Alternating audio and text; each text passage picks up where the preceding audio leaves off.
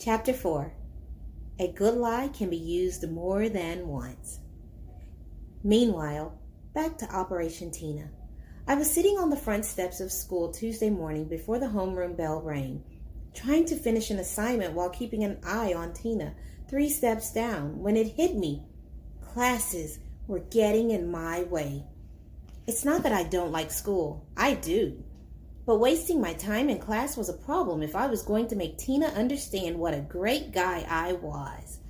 Out of the 8 periods a day, I only saw Tina in 3. Language arts, 1st period, lunch, 5th period, and science, 7th period. Thanks to the social studies get out of jail free card, I could go to the commons and watch her during her free period while waiting for the perfect moment to dazzle her with my personality. But I needed more free time. Classes were slowing me down.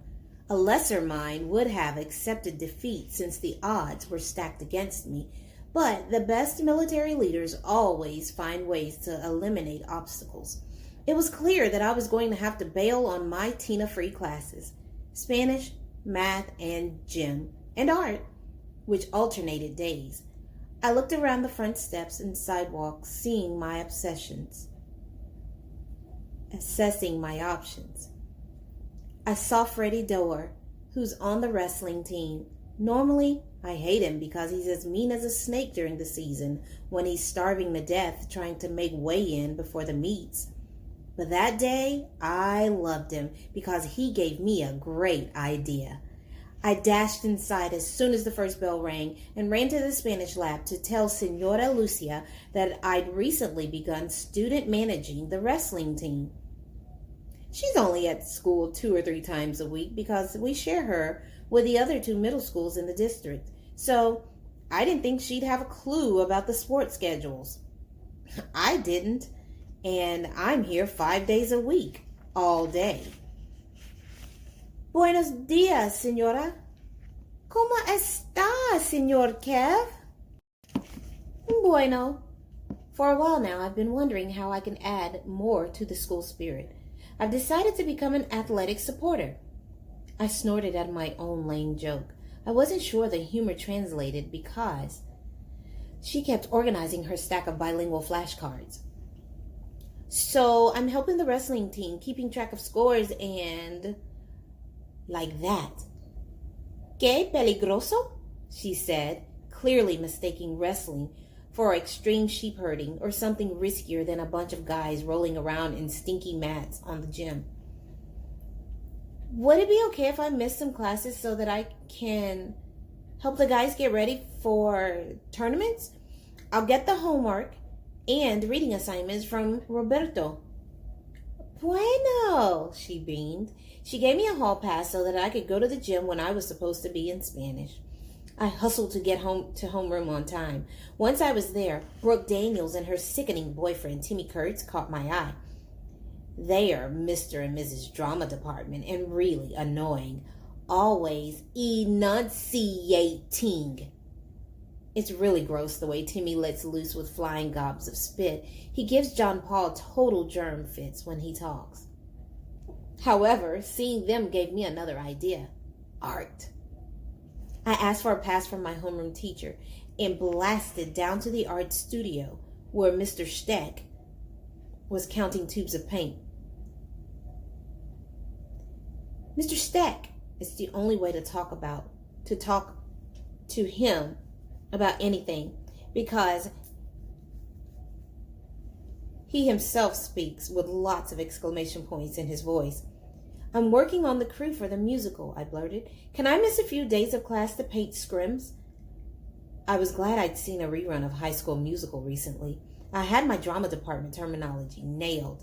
Kev, that's wonderful. Mr. Steck looked at me with admiration. I always give extra credit to my students who paint flats and build sets. I hope he'll feel the same way about pretend walls on imaginary stages, I thought as I stuck this hall pass into my pocket. 2 down, 2 more to go.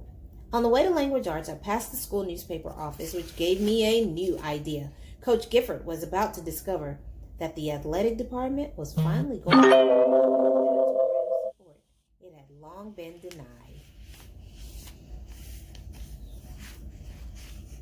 I caught him as he headed into the locker room. Hey, Coach, got a second? I'm going to be writing for the sports section of the newspaper. Good work. I'm always available to offer a quote. Do you want one now? Not just yet, thanks. But I was hoping it would be cool with you if I missed gym for a few days while I learned the ropes. Anything for some friendly press support. We fist bumped.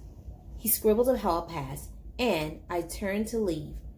Don't forget to run a few laps, he bellowed down the hall after me. Wouldn't want you to get flabby and out of shape. I flashed him a thumbs up.